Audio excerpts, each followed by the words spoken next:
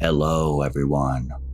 I hope you enjoyed today's video, or listening to it at least. It's not a whole lot to watch. But I'm glad that everything's going the way that it is with the channel and with the videos and with the support. It really does mean a lot to me. And again, I will always say this, and it will always be well known, that none of this would be possible without any of the people that are listening and supporting the channel as they are. And for those people, and even for the people who aren't, and who just want to listen, thank you. Thank you for everything. And, we're growing slowly and steadily, but we are. And that's awesome to see. It's awesome to hear. It's awesome to be in this position, because a little while ago, I never thought I would be here doing this.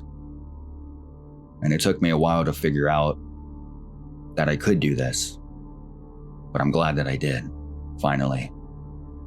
And did another Deep Wood stories. I know you guys like those, so I decided to do something, pretty simple but enjoyable. And I hope you enjoyed today's stories.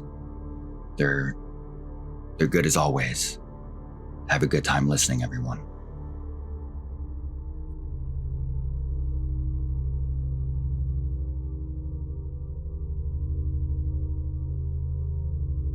I got to thinking after a couple of weird things I experienced in my hometown, and it had me thinking if anybody else had experienced anything weird. Back when we were teens, me and my brother were out for a walk outside of our neighborhood. Where we were walking was kinda wooded, but the houses were still pretty close together, yet considerably more in the boonies compared to our place. Anyway, we had almost completed the loop of the area, and we were around the bend going towards the exit when we heard something odd. I remember there was a helicopter overhead around the time. We both heard this weird guttural yell or growl, like right next to us. It was so damn close. It sounded like a mix between a mountain lion, a pissed off cat, and yet oddly human-like all at once. We both just froze and started looking at each other. And I started looking around for the source, but there wasn't a single cat or any animal like that about. I was pretty freaked out and practically sped walk to the road. All the while my brother kept asking me what the fuck that was. But I was too spooked to talk about it. It was like a primal fear in an instant we had. And I just kept looking over my shoulder the whole way back.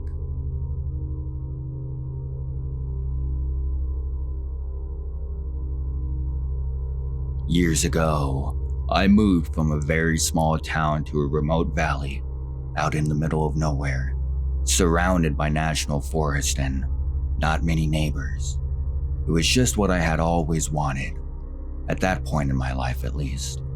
I had been a paramedic for about 4 or 5 years, and being an outdoorsy, civic-minded sort, I decided to volunteer my services with a local search and rescue organization.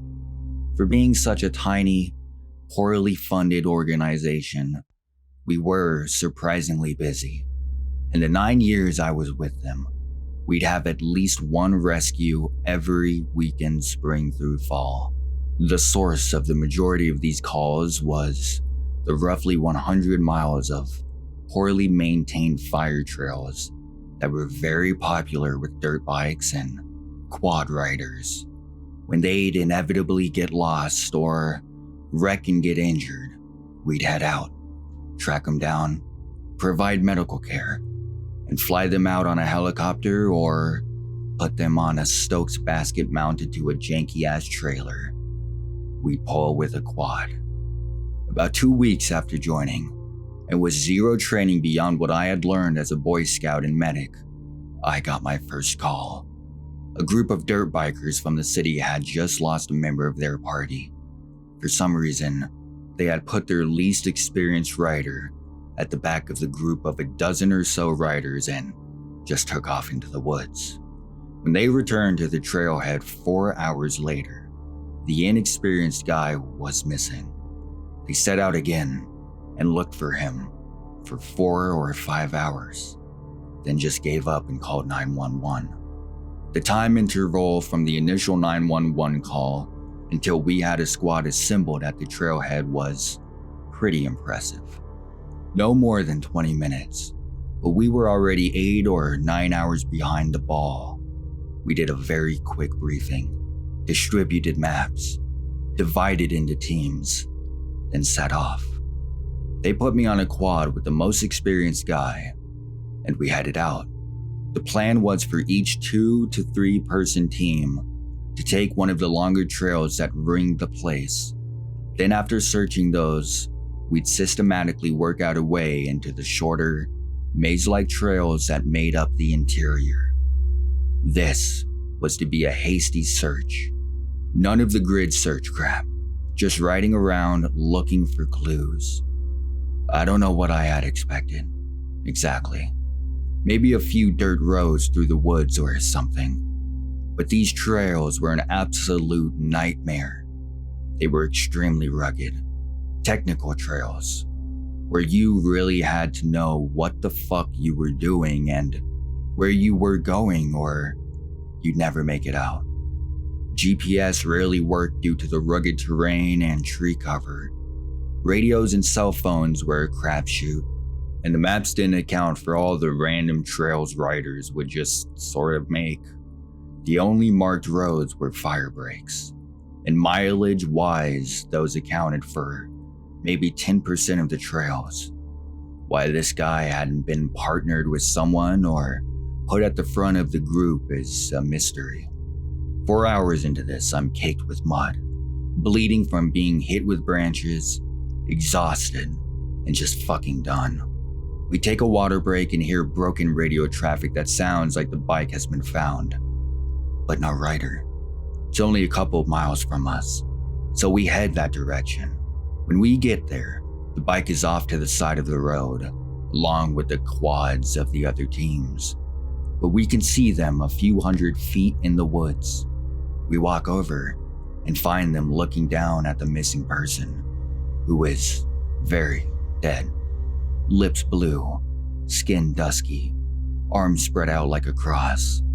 On first glance, his eyes looked to be wide open and solid white, but when I examined him, I could see that his eyes were actually covered with fly eggs. This guy has been dead for a while. It didn't make much sense though. His bike still had gas in it.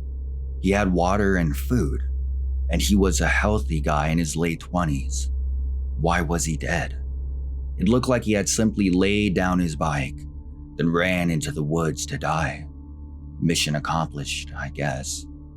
We wrapped him in blankets, then put him on the Stokes and took him to the trailhead where the coroner was waiting. About a week later, I ran into the coroner and asked what the cause of death had been. The pathologist's determination was cardiac dysthymia, secondary to extreme anxiety. The guy literally died of fright, which up to that point I had always assumed was Hollywood bullshit. I've always wondered what was going through his head. Was he just afraid of the woods, or of being lost? If so, why did he just run blindly into the woods, instead of continuing to follow the trail? There's a part of me that thinks he may have seen something out there. I've heard a lot of stories about weird shit in these woods, and I've seen a few strange things myself, so it wouldn't surprise me.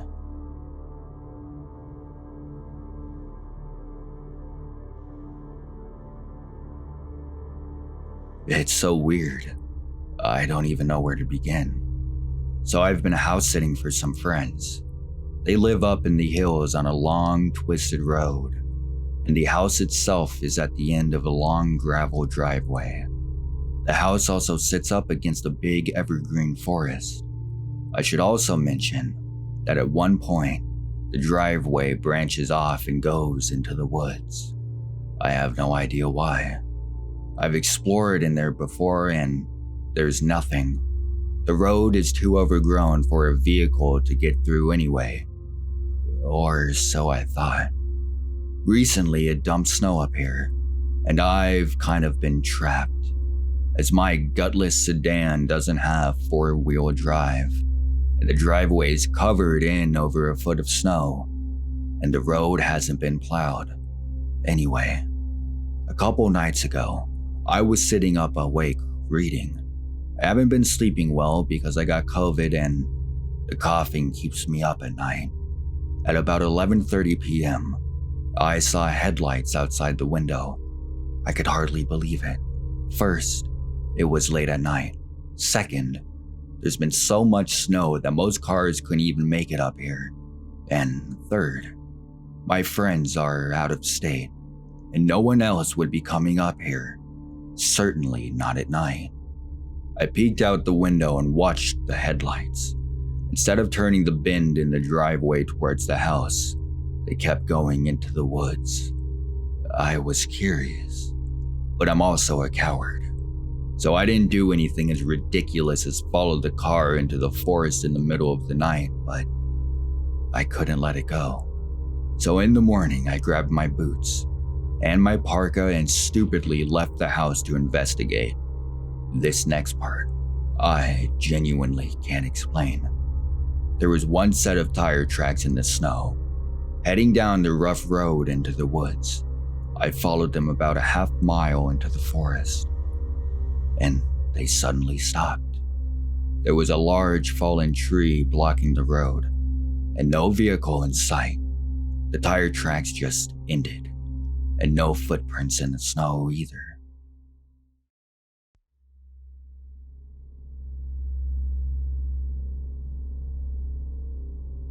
In 2020, my mom and I decided to go on an overnight camping trip together on the Oregon coast. I picked up what looked like a pretty campsite from a campsite app, and off we went.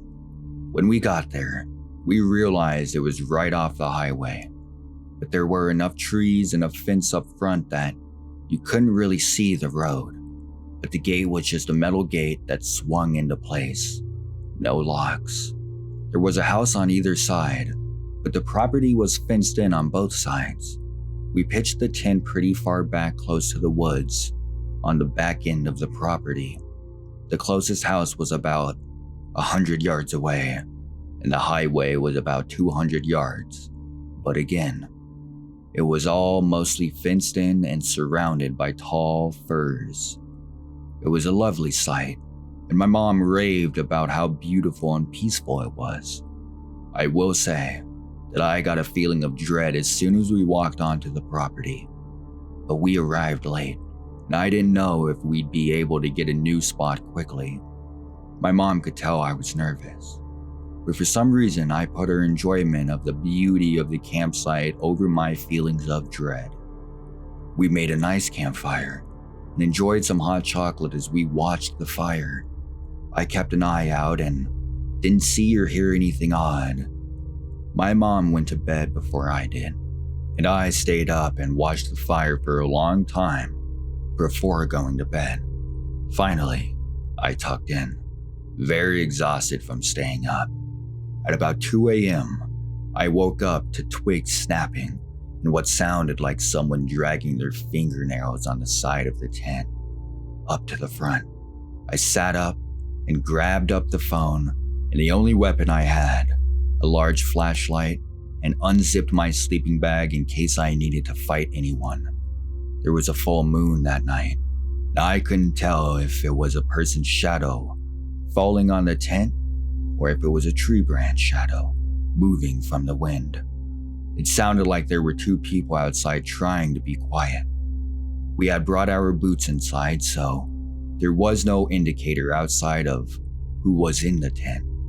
It felt like they were trying to gauge the tent while I was listening for where they were exactly. I had to make sure to make enough noise so they knew someone inside was alert, but no more than that. If they know someone is awake, they can't surprise us, but they also don't know who is inside and whether or not we have guns. I sat there in the dark until dawn. My mom slept through the whole thing, When we got up and out of the tent, small things had been moved. Our camp chairs had cup holders. One cup that had been in the cup holder was on the ground. A pin that had been in a cup holder was also on the ground. My mom raves about how good her sleep was and how refreshing it was to camp there, so I didn't want to burst her bubble or scare her. We packed up and I didn't tell her, but let her have a nice memory of the deep rest and relaxation while camping on this beautiful property. Was it someone living in these woods? Someone walking down the highway in the middle of the night? Creepy neighbors? Who really knows? My mom got a great experience and I got a refund and a fear of camping. The property owners said they might have set up cameras to keep an eye on things in the future. People scare more than almost anything else that could be out there. Anyway, listen to your gut. We should have found another campsite or at least a hotel.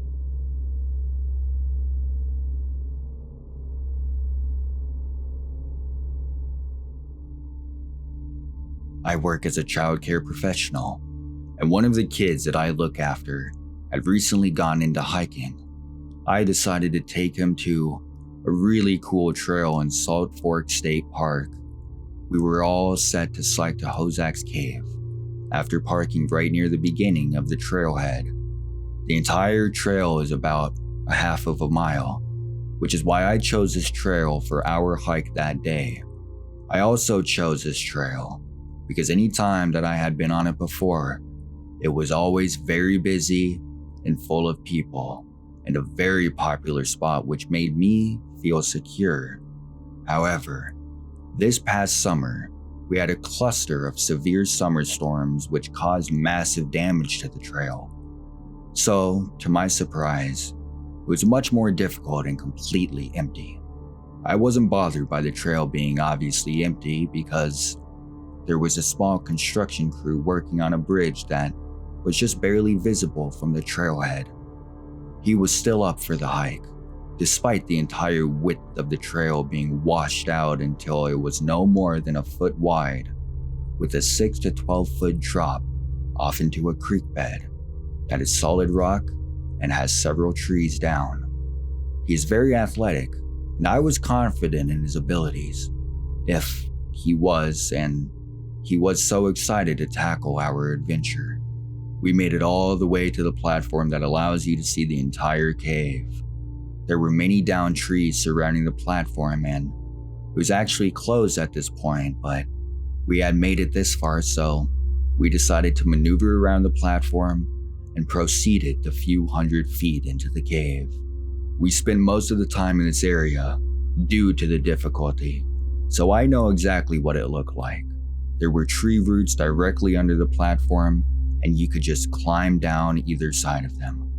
It was also worth noting that Hozak's Cave is much more like a cliff with an overhanging rock formation and a trickle of a waterfall directly through the middle. It is not a creepy, closed-up cave. It is a very open and beautiful one.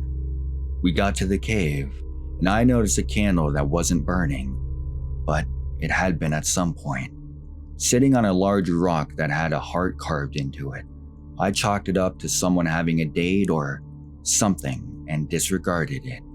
He wanted to climb to the top, where I noticed 2 or more candles and 3 stacks of small rocks that had been stacked up by somebody. I definitely felt weird at this point, but it was about this time that he found a small puddle full of baby salamanders and wanted to catch them. It was the happiest that I had seen him in a very long time, and I didn't have the heart to tell him that it was time to go. We spent about an hour catching baby salamanders, and I watched him have the time of his life. We finally decided to leave, and when we got to the platform, dead center in the middle of the tree roots was a wet washcloth hanging that was absolutely not there before. He noticed it as well, but did not pick up on the severity of the situation that we were in. At that moment, I factually knew 2 things. 1, someone was watching us, and we did not see them. 2, They were now potentially hiding in the woods and made it a point to not be seen, but to leave an object to be noticed. There was no running back with the narrow trail, and I was not about to tell him that we were in potential danger. I told him to go in front of me, and I just kept encouraging him that he was doing great over and over, and that seemed to speed him up naturally. I never saw anyone while we were on the trail. We got to the car and I locked the doors immediately. On our way out of the park, a very dirty man, probably in his 30s, came out of the woods and made it a point to stare at me with the most empty of expressions that I have ever seen. The man followed me with his eyes and head as I drove by him and continued to stare at me until I couldn't see him anymore. I knew the third fact at that point. He made it a point to make himself apparent to me, and that facts 1 and 2 were true. That stare stuck with me for days, and I considered counseling after this, as it bothered me for several weeks, causing me severe anxiety. I tried to tell myself that maybe we just interrupted his bath time and he was camping and didn't want to startle us. After all, the crazy looking man had ample time to do anything that he wanted while we were catching salamanders. I just cannot in any way rationalize why he stared into my eyes the way that he did. If he wanted to go unnoticed, deep down I know that it is much more likely that it was a deliberate action intended to scare me. He never had any idea how panicked I was, and to this day, it is the most fun that I have ever seen him have. He brings it up regularly, and it was a very positive experience for him. It was one of the worst experiences ever, and it made me feel so sick and disturbed.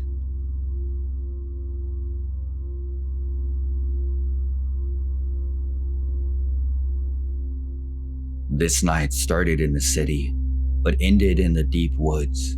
I wanted to put that out there, not to break any rules of the sub, but this is true, and I will obscure the locations for personal safety. I apologize for the length. I'm originally from the Northeast, but couldn't stand the winters, so I went south for college. I was enrolled in my first year of university in the southern part of the US. The university was in a small city town, and going out to drink was the main thing everybody did. I was out with some other guys, playing pool at a small dive bar. An older guy came up, started talking to us, and asked if he could get in on one of the games. I'll refer to him as Brian. I was 22 then, and he looked a bit older, probably late 30s. We played a few games, and he commented about a bonfire party happening outside of town. He mentioned there were some girls he worked with hosting it and asked if we wanted to go. My friends declined, but I was single, so I said sure. As we left the parking lot in his truck, he said we needed to swing by his apartment and grab some liquor. This is when things got weird. I remember getting in the car, pulling out of the parking lot, and then pulling up to an apartment complex on the outskirts of town. The bar was in the downtown area, and we were far away now on the outskirts of town. I wondered if I nodded off on the ride because I don't remember the drive.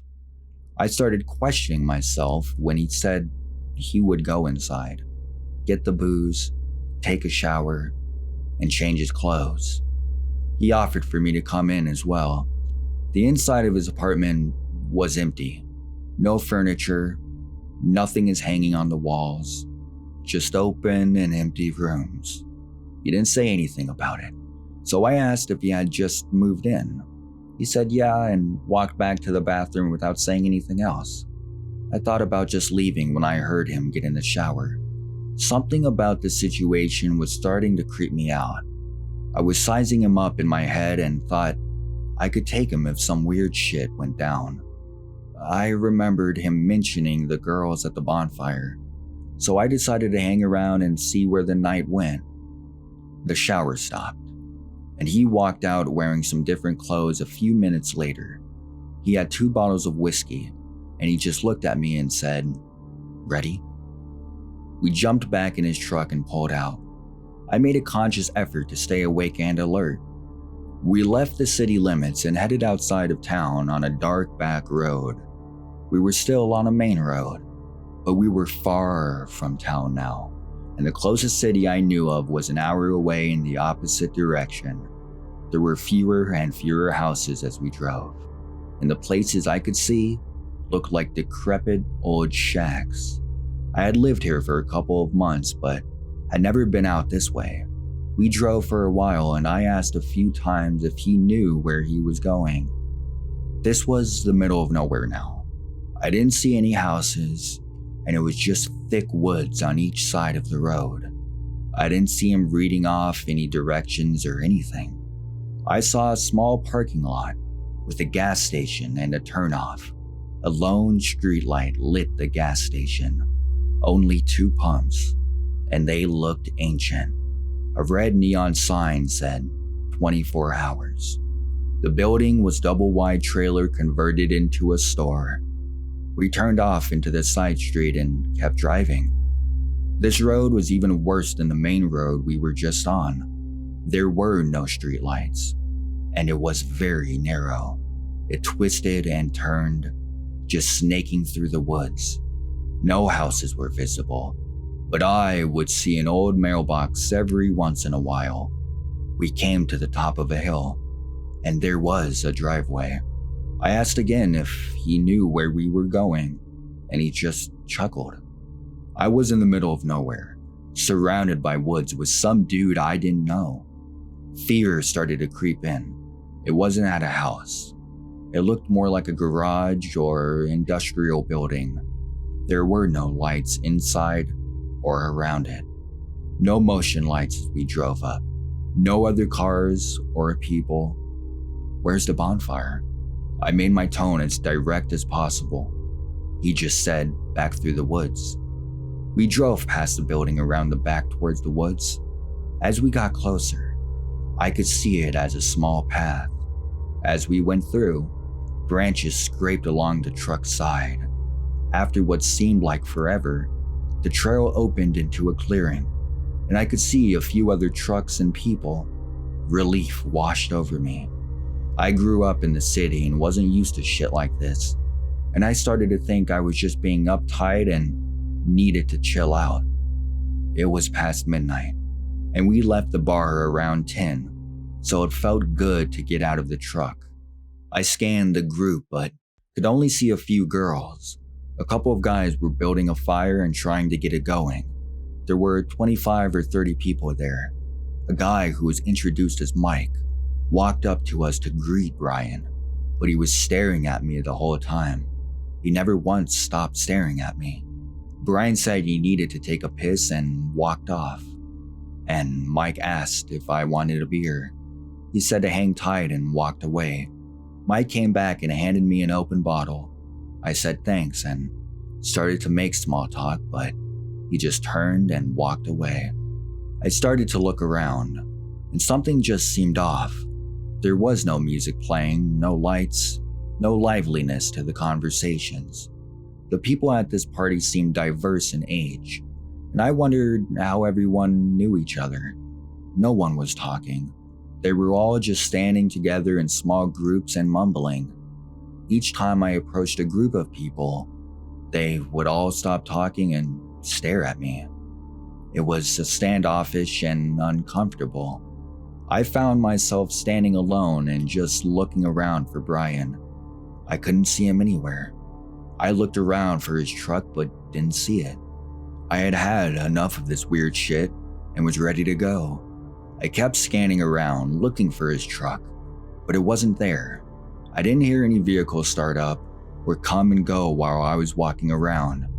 I turned back towards the bonfire and saw everyone looking at me together. All 30 people or so were now in one grouping, and they just stood there. No talking or movement. They were standing there completely still and just staring at me. The bonfire glowed behind the group, making the moment feel surreal. I stood there awkwardly and started noticing that Their faces were changing. Their expressions rapidly changed from smiling to frowning to mouths and eyes wide to snarling grimaces. But as I focused on one to see if there was what was really happening, the face would appear blank and expressionless. Suddenly, one of the men started walking toward me at a deliberate pace. I turned and just ran. I ran up the path out of the clearing as fast as I could. My adrenaline was surging, and I kept running. I couldn't hear anyone coming up behind me or any vehicles, but I knew I couldn't stop, and I needed to put as much distance as possible between them and me. I started to panic as the trail broke off and went different ways. I didn't remember that from driving in, but I kept running. Finally, I saw the building through the trees and felt some relief. I stopped just before the edge of the trail. It was late fall and brisk, but I was burning up. I was wearing a flannel and jeans with boots. Not very good for running. I was sweating like a pig and needed to catch my breath. I couldn't hear anyone coming up behind me. The light from the bonfire wasn't visible anymore through the thick woods. As I crossed the lot and passed the industrial building towards the paved road, lights came on inside. A second wind of adrenaline took hold, and I ran towards the paved road and kept running. My feet felt like lead, and my legs burned, and I kept running as long as possible. I finally got tired and moved off the paved road into the bush to hide and catch my breath. I didn't see any headlights, so I went back to the road and began jogging. I was on high alert and kept glancing behind me, but I never saw anything. I finally reached the end of the road, which connected back to the main road and the gas station. I went inside, and the old guy sat at the counter watching a small TV. He asked me if I was alright, and I said I needed to use a phone. He laughed and said, "Where did you come from?" "I was out at a party and got ditched." He laughed a little and gestured towards the phone on the wall. I could see he had a gun on his hip and probably thought I was a tweaker come to rob him. There was a phone book by the phone, and I called a taxi to pick me up. An hour later, I was back in my dorm and went to sleep. I never saw Brian again.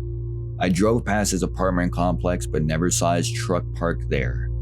I never saw it around town or back at the bar either. I remember it was an off-white single cab Chevy, late 80s model with a skull sticker on the back window with Roman numerals on the forehead. My curiosity got the best of me a few times, and I drove towards the small gas station. I followed the road to where the shop was and found it. I drove out a couple times, and each time there was no one there and no cars in the lot. The building looked even shittier in the daytime. I left and drove back to town. This happened in the fall of 2004, and I still get creeped out by it.